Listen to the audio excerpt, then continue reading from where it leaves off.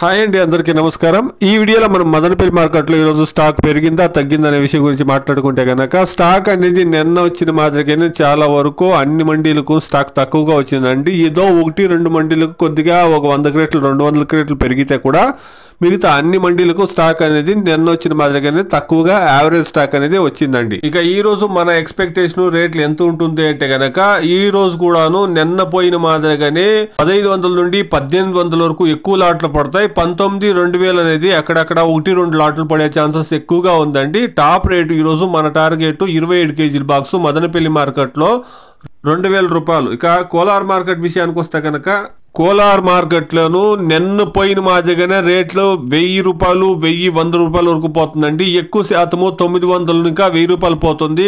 Top రేట్లు 1000-1100 రూపాయలు, super top 1000-100-10-20 రూపాయలు ఎక్స్ట్రానే పోవచ్చు అండి.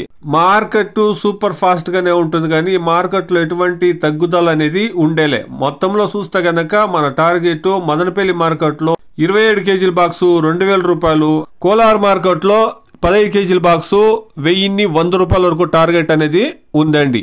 ఇది ఈరోజు కోలార్ మార్కెట్ మరియు మదనపల్లి మార్కెట్ యొక్క రేట్లో expectation. Please subscribe my channel, please like the video, please share my video to others. Thank you very much.